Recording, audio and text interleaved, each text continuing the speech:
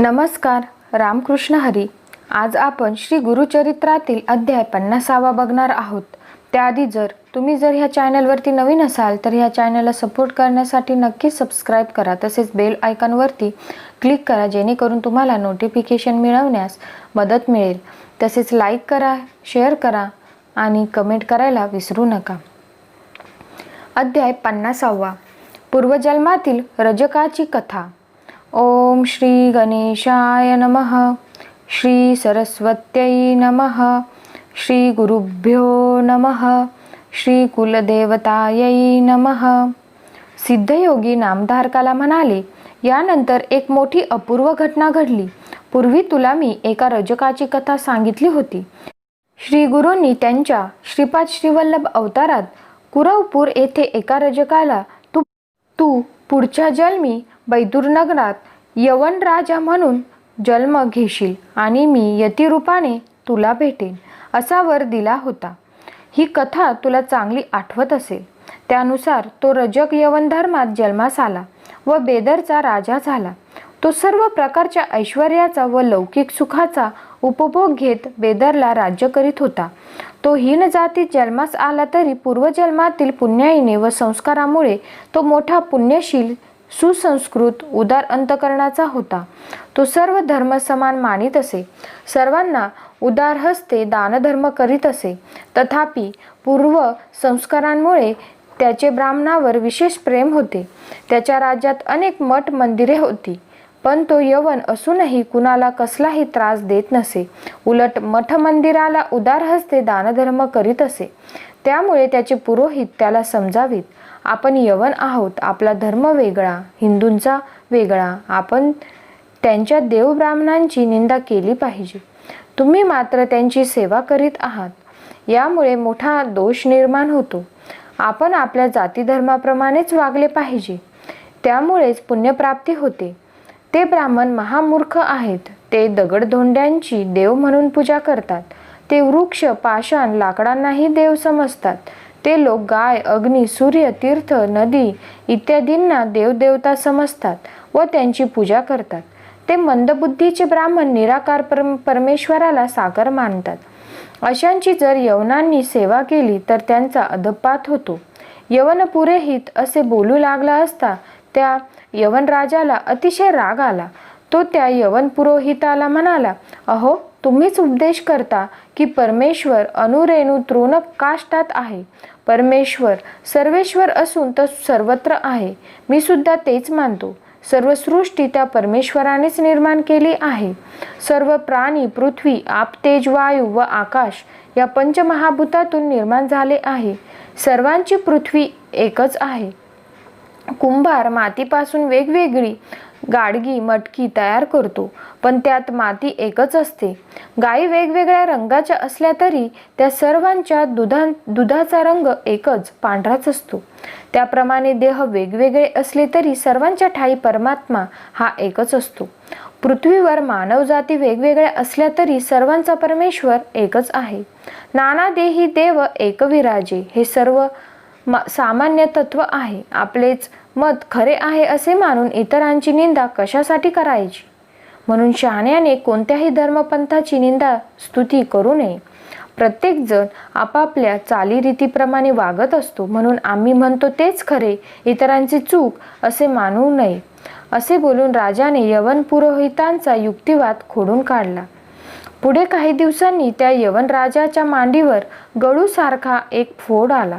त्यावर त्याने वैद्यांच्या सल्ल्याने अनेक औषधोपचार केले, पण काही केल्या गुण येईना. त्याला असह्य वेदना होत होत्या. तो दिवस रात्र तळमळत असे. त्यावेळी श्री गुरु नृसिंह सरस्वती गाणगापुरात होते. आपली कीर्ती ऐकून तो यवन राजा आपल्याला भेटावयास येईल असे त्यांना वाटले. तसे झाले तर येथील ब्राह्मणांना ते आवडणार नाही. त्यांना विनाकारण त्रास होईल. म्हणून आपण आता गुप्त राहावे हेच योग्य. असा विचार करून श्री गुरु शिष्यांना म्हणाले, यावर्षी गुरुसिंह राशीत आहे. या पर्वानिमित्त आपण गोदावरी तीरावरील तीर्थक्षेत्रांची यात्रा करावी असे मला वाटते. तुम्ही यात्रेची तयारी करा. श्री गुरूंनी असे सांगताच सर्व शिष्य तयारीला लागले. इकडे तो यवन राजा मांडीवरील फोडाच्या व्याधीने फारच त्रस्त झाला. नाना प्रकारची औषधे झाली, हकीम झाले, मात्र काडी मात्र दुखणे बरे होईना. काय करावे त्याला समजेना. मग त्याने काही विद्वान ब्राह्मणांना पाचारण केले. तो त्या विद्वान ब्राह्मणांना म्हणाला, माझ्या व्याधीपुढे सर्व वैद्य हकीमांनी हात टेकले आहेत. कोणत्याही औषधाचा उपयोग होत नाही. जीव अगदी नकोसा झाला आहे. आता यावर काय इलाज करायचा? त्यावर ते ब्राह्मण म्हणाले, राजा, पूर्वजन्मीचे पाप असे व्याधीच्या रूपाने पीडा देते. ज्यावेळी मानवी उपाय थांबतात त्यावेळी काही दैवी उपाय करावे लागतात. यासाठी आपण तीर्थक्षेत्री जाऊन दानधर्म करावा. त्यामुळे ही व्याधी नाहीशी होईल. किंवा एखाद्या थोर सत्पुरुषाची सेवा करावी. त्याच्या कृपादृष्टीने आजार नाहीसे होईल. सत्पुरुषाच्या दृष्टीने कोटी जन्माची पापे नाहीशी होतात. तेथे आपल्या या व्याधीचे काय चालणार? त्यावर तो यवन राजा म्हणाला, मला यवन असे मानू नका. मी ब्राह्मणांचा दासानुदास आहे. मी पूर्वजन्मी श्री गुरुचरणांची सेवा केली होती, पण काही पापांमुळे मला यवन कुळात जन्म घ्यावा लागला आहे. त्याला माझा इलाज नाही. मी आपणास शरण आलो आहे. मला एखादा निश्चित उपाय सांगा. राजाने अशी विनवणी केली असता ते ब्राह्मण म्हणाले, महाराज, तुम्ही गुप्तपणे पापविनाशी तीर्थास जा व त्या तीर्थात स्नान करा. त्यामुळे पापक्षालन होऊन तुमचा रोग बरा होईल. ब्राह्मणांनी असे सांगितले असता राजाला आनंद झाला. मग तो कुणालाही बरोबर न घेता एकटाच गुप्तपणे पापविनाशी तीर्थावर गेला. तेथे त्याने मोठ्या भक्तिभावाने स्नान केले. त्याचवेळी तेथे एक संन्यासी आला. राजाने त्याला साष्टांग नमस्कार केला. मग आपल्या मांडीवरील फोड दाखवून त्याने विचारले, यती महाराज, माझी ही व्याधी कशामुळे बरे होईल? त्यावर तो संन्यासी म्हणाला, एखाद्या थोर अवतारी पुरुषाचे दर्शन घेतले असता तुझा हा आजार पूर्ण बरा होईल. थोर अवतारी पुरुषाच्या कृपादृष्टीचा प्रभाव किती मोठा असतो याविषयी मी तुला एक प्राचीन कथा सांगतो.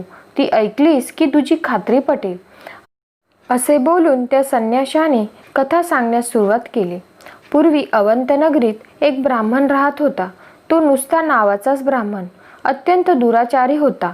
मदोन्मत्त होता. ब्राह्मण कुळाला कलंक असलेला तो अनेक स्त्रियांशी व्यभिचार करीत असे.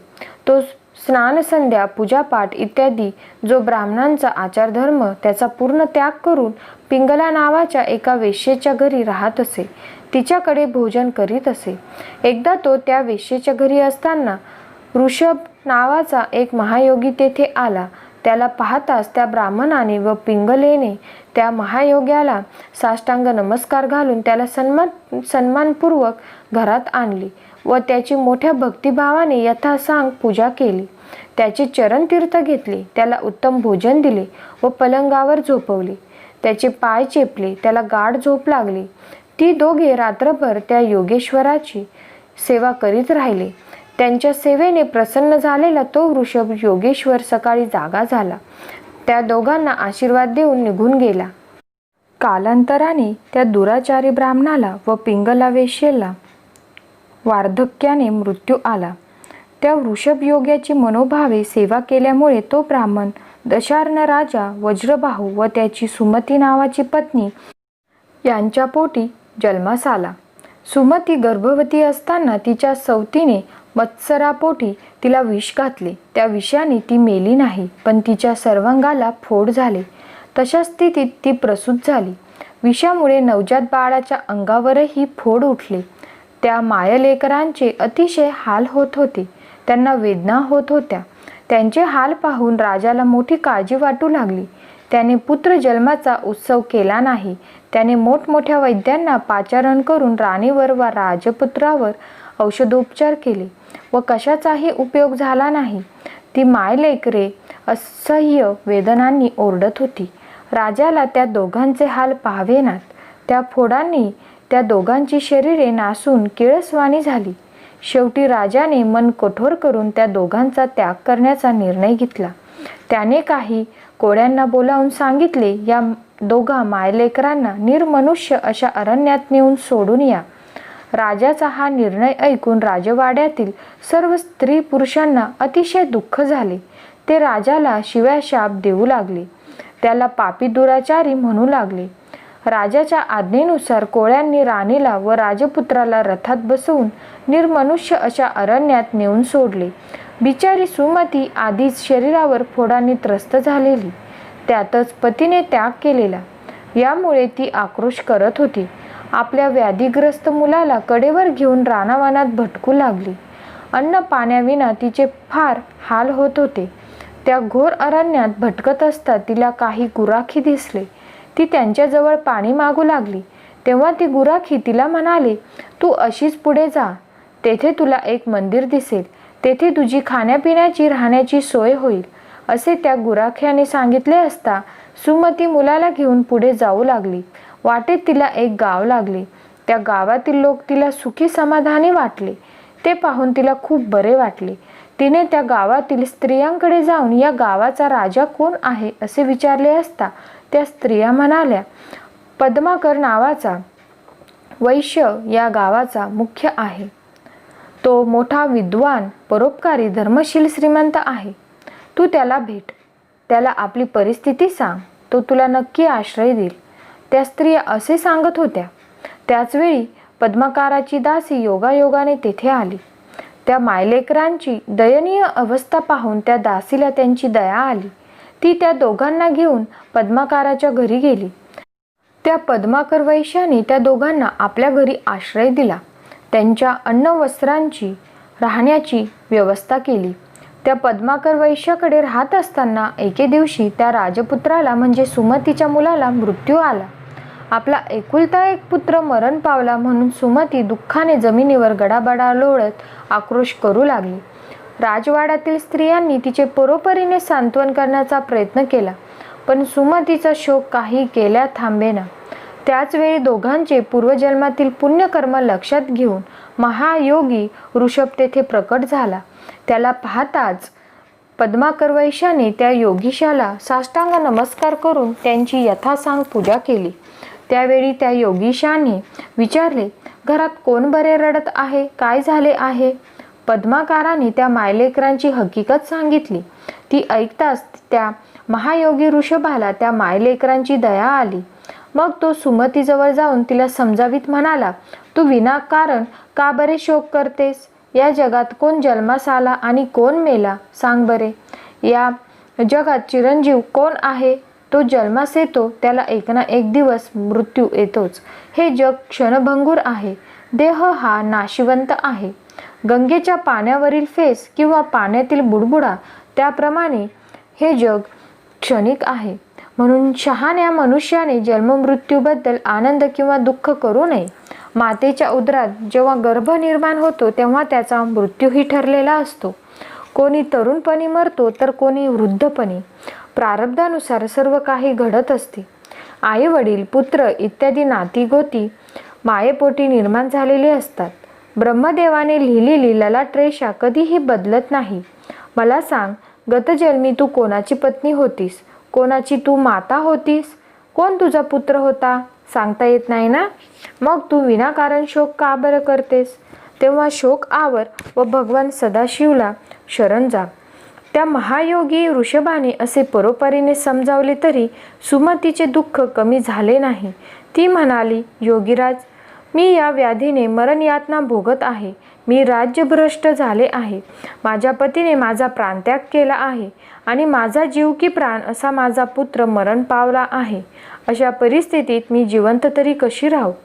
मला आता मरण आले तर बरे होईल. सुमतीचे दुःख पाहून ऋषभयोग्याला तिची दया आली.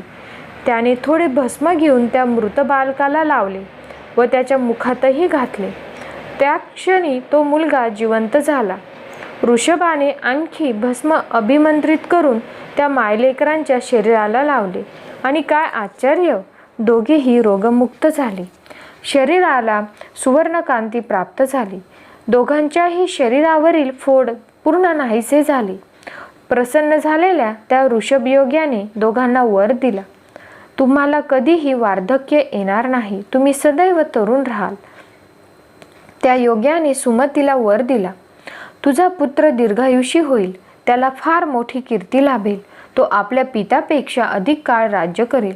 असा वर देऊन तो ऋषभयोगी एकाएकी निघून गेला. ही कथा सांगून तो संन्यासी यवनराजाला म्हणाला, हे राजा, चिंता करू नकोस. सत्पुरुषाच्या कृपाप्रसादाने तुझ्याही मांडीवरील हा फोड नाहीसा होईल, यावर तू पूर्ण विश्वास ठेव.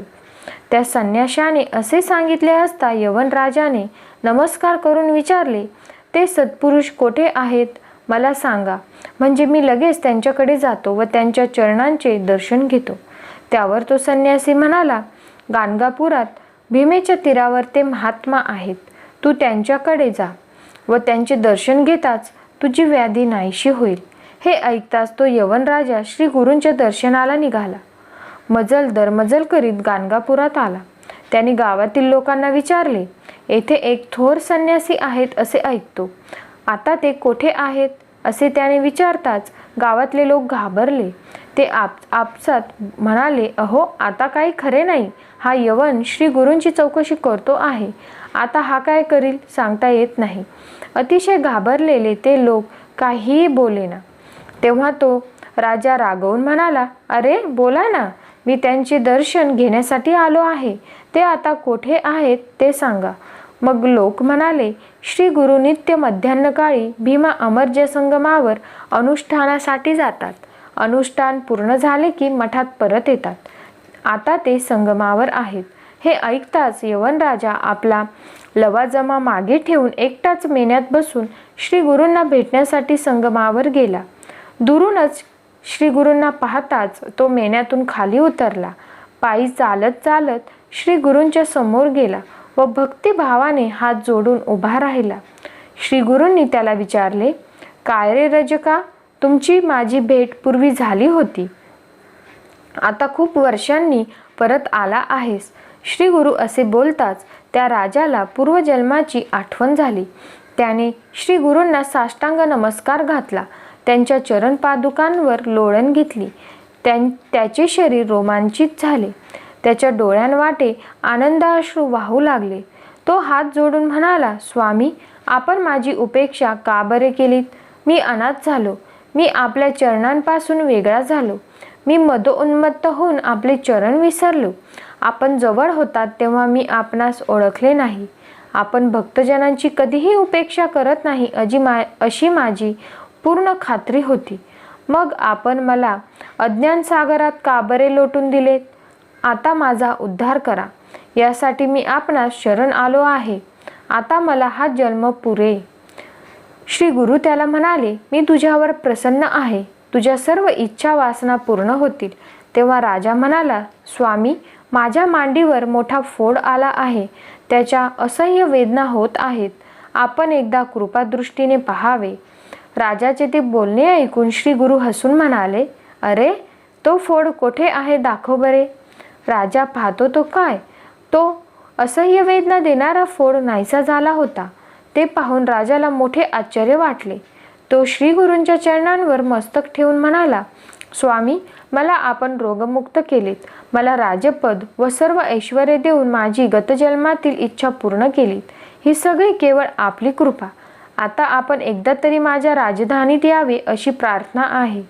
त्यावर श्री गुरु म्हणाले, अरे, आम्ही आहोत तापसी संन्यासी. आम्ही तुझ्या नगरात कसे येणार. तेथे तर हिंसादी पापकर्मे चालू असतात. तेथे गोहत्या होत असते. जीवहिंसा हे महापाप. अशा ठिकाणी आम्ही येणे योग्य ठरणार नाही. राजा म्हणाला, हे सर्व घडते माझा पूर्वीचा जन्म रजकाचा, पण आपल्या आशीर्वादाने मला राज्य मिळाले. अनेक प्रकारची सुखे मला मिळाली. पण एकदा मला पुत्रपौत्र समजून आलात तर सर्व गोष्टींचा त्याग करून आपली सेवा करीत राहीन. राजाने अशी परोपरीने विनंती केली असता श्री गुरूंनी विचार केला, आता यापुढे यवनांची सत्ता वाढणार, तेव्हा आता या कलियुगात जास्त काळ प्रकट राहणे योग्य नाही. आज हा यवन राजा येथे आला, उद्या त्याचे प्रजाजन येऊ लागतील. तेव्हा आता गुप्त होणेच योग्य. तेव्हा सिंहस्थाच्या निमित्ताने गौतमी यात्रा करू व या राजाची ही इच्छा पूर्ण करू. असा विचार करून ते मठाकडे निघाले. राजाने त्यांना मेन्यात बसविले. त्यांच्या पादुका हातात घेऊन तो पायी चालू लागला.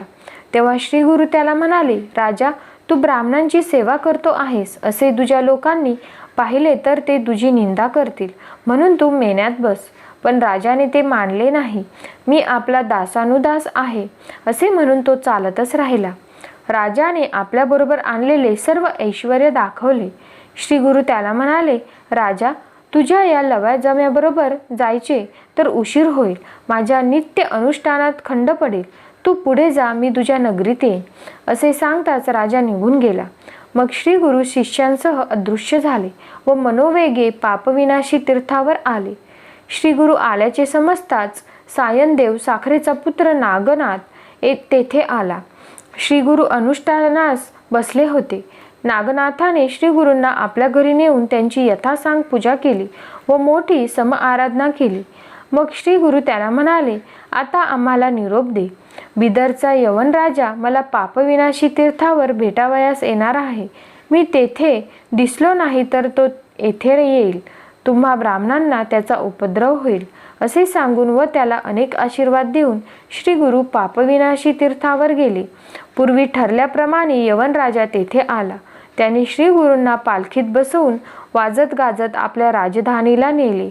ब्राह्मणादी हिंदूंना आनंद झाला, पण यवनांची राजाची निंदा केली. राजाने श्री गुरूंना उच्च आसनावर बसवून त्यांची पाद्यपूजा केली. त्यांच्याबरोबर आलेल्या शिष्यांचा सन्मान केला. मोठा दानधर्म केला. ब्राह्मणांना व याचकांना संतुष्ट केले. या निमित्ताने प्रजाजनांनाही श्री गुरूंच्या दर्शनाचा लाभ झाला. संतुष्ट झालेल्या श्री गुरूंनी एकांतात राजाला आशीर्वाद देऊन विचारले, आता तू संतुष्ट झाला आहेस ना? तुझी आणखी काही इच्छा आहे का? असेल तर सविस्तर सांग. राजा म्हणाला, स्वामी, आता तुमची चरणसेवा घडावी एवढीच माझी इच्छा आहे. मला मुक्ती हवी आहे. ते ज्ञान मला द्या. श्री गुरु म्हणाले, तुझी इच्छा पूर्ण होईल. तू आपल्या पुत्रावर राज्याची जबाबदारी सोपवून श्री शैल्य पर्वतावर ये. तेथे आपली भेट होईल. असे सांगून श्री गुरु गौतमी यात्रा करून गाणगापुरास परत आले. श्री गुरूंना पाहताच सर्वांना अतिशय आनंद झाला. सर्वांनी त्यांची मंगल आरती केली. मग सर्व शिष्यांना जवळ बोलावून श्री गुरु त्यांना म्हणाले, माझी सर्वत्र ख्याती झाली आहे. बिदारचा यवन राजा माझा भक्त झाला आहे. हे पाहून त्याचे प्रजाजनही आपल्या वासनापूर्तीसाठी येथे येऊ लागतील. त्यांचा येथील लोकांना व ब्राह्मणांना त्रास होईल. म्हणून मी प्रकट रूपाने श्री शैल्य यात्रेला जाणार आहे. मात्र गुप्त सूक्ष्म देहाने मी येथेच गाणगापुरात वास्तव्य करणार आहे, हे तुम्ही लक्षात ठेवा. असे सांगून लौकिकार्थाने ते श्री शैल्य यात्रेला निघाले. असे सिद्धयोग्यांनी नामधारकाला सांगितले. ग्रंथकार सरस्वती गंगाधर म्हणतात, श्री गुरु नृसिंह सरस्वती गाणगापुरात असलेले मी प्रत्यक्ष पाहिले आहे. जे लोक त्यांची भक्तिभावाने उपासना आराधना करतात त्यांच्या सर्व इच्छा कामना त्वरित पूर्ण होतात. याविषयी जराही संदेह बाळगू नये. ज्यांना विनाकष्ट कामनापूर्ती हवी असेल त्यांनी गाणगापुरात जावे. तेथे प्रत्यक्ष कल्पवृक्ष आहे. तेथे गेले असता मनातल्या सर्व इच्छा कामना पूर्ण होतात. धन धान्य पुत्र पौत्र इत्यादी जे हवे असेल ते प्राप्त होते. सिद्धयोगी नामधारकाला म्हणाले, जे कोणी श्री गुरुचरित्राचे भक्तिभावाने निष्ठेने श्रवण पठन करतील त्यांच्या सर्व इच्छा पूर्ण होतील. अशा रीतीने श्री गुरुचरित्रामृतातील पूर्वजन्मातील रजकाची कथा नावाचा अध्याय 50वा समाप्त झाला. श्री गुरु दत्तात्रेयार्पणमस्तु. आता आपण आध्यात्मिक रहस्य बघूया. पूर्वजन्मातील सत्कर्मामुळे पुढील जन्मात सुख मिळते. जर सत्पुरुषांची सेवा घडली असेल तर उत्तम जन्म मिळतो, सुखही मिळते, मनोकामना होते. पण उरलेले दुष्कर्म एखाद्या दुर्धर व्याधीच्या स्वरूपात भोगावे लागते. हा आध्यात्मिक सृष्टीतील नियम पुष्कळांना माहीत नसतो. त्यामुळे अन्य दृष्टीने साधुत्वाचे आदर्श असणारे काही भक्त, काही योगी वृद्धपणी एखाद्या व्याधीने विकलांग किंवा जर्जर झालेले पाहून लोक त्यांच्या अधिकाराबद्दल शंका घेतात. निवृत्ती मार्गावर प्रगती करताना मनुष्याला आपले पूर्वकर्म झपाट्याने संपवावे लागते. कर्मदेवता त्याला कर्मनिरास करण्याचे 2 पर्याय देतात. थोड्या अवधीत अत्यंत हाल अपेष्टा सोसून समाजाकडून केली जाणारी उपेक्षा, वंचना व छळ सहन करून प्रसंगी परहितार्थ प्राणार्पण करूनही आपले पूर्वदुरित लवकर संपवावे किंवा जन्मभर हाल सोसत पूर्वदुरीत हळूहळू संपवावे. या बाबतीत समाजाने ज्यांचा क्षय केला आहे अशी संतांची चरित्रे पाहावीत, म्हणजे सुज्ञ वाचकाला या नियमाचा बोध होईल. विदुराला मरणापूर्वी कुष्ठरोग झाला होता. संत श्री ज्ञानेश्वर महाराज समाजाकडून बहिष्कृत झालेले होते. श्री रामकृष्ण परमहंसांना कॅन्सर झाला होता. अरुणाचलावरील रमण महर्षी यांनाही कॅन्सर झाला होता. दुःख भोग भोगून संपवावा लागतो, पण जे गुरुकार्यासाठी संसारातून मुक्त होऊ इच्छितात त्यांचा दुःख भोग तीव्र असतो. त्याचबरोबर तो सहन करण्याची शक्तीही त्या लोकोत्तर साधूंच्या अंगी असते. हे एक आध्यात्मिक रहस्यच आहे. कित्येक तपस्वी जडदेहाच्या व्याधींनी पीडित असतात. ते आपल्या दरिद्रांचा लवकर क्षय करून टाकीत असतात. या अध्यायात परिटाचा राजा झाला, पण परिटाच्या जन्मापर्यंतचे त्याचे कर्म फिटायचे होते. ते त्याच्या मांडीवर फोड होण्यात सन्मुख आले. त्यावर सत्पुरुष सेवा हाच उपाय होता. ईश्वरही माणसाचे कर्म क्षीण करू शकत नाही. साधूही ते एकदम नष्ट करू शकत नाही. अवंती नगरातील ब्राह्मण ऋषभदेवांच्या एका दिवस रात्रीच्या सेवेमुळे पुढील जन्मात तो मेलेला असताही पुन्हा जिवंत होतो. हे सत्कर्माचे फळ आहे. पण ब्राह्मण असूनही अनाचार केल्याचे फळ म्हणजे गर्भावस्थेपासूनच त्याला विषाची बाधा होते हे आहे. संत सेवा व्यर्थ जात नाही. तिचे फळ कधी कधी जन्मांतरही प्राप्त होते. सदा सर्वदा देव सनीश आहे, कृपाळूपणे अल्प धारिदप आहे. हे संत रामदासांचे वचन भक्तांनी नेहमी लक्षात ठेवावे, म्हणजे त्यांना विपत्काली धैर्य प्राप्त होईल. परिटाला निरोगी करून श्री गुरूंनी विचारले, तुझ्या मनासारखे झाले ना, की आणखी काही इच्छा राहिली आहे? केवढी ही भक्तवत्सलता! आईचे वात्सल्य, गुरुचे वात्सल्य व ईश्वराचे वात्सल्य या तीन गोष्टींना जगात तोड नाही. संत व देव कोणाचीही सेवा फुकट करून घेत नाही. एक खूप छान म्हण आहे, माणसाने दिलेले उरत नाही व देवाने दिलेले सरत नाही, अशी एक म्हण आहे. एकनाथ महाराज म्हणतात, अल्प ही योगिया होये घेता, तेने निवारी भवव्यथा, या लागी मुमुक्षी सर्वथा भगवत भक्ता बजावे. पुण्यफल, सुख व पापफल, दुःख हा निसर्ग नियम आहे. सत्कर्मच करावे व सर्व सत्कर्मात संतसेवा हे फारच उत्तम सत्कर्म आहे.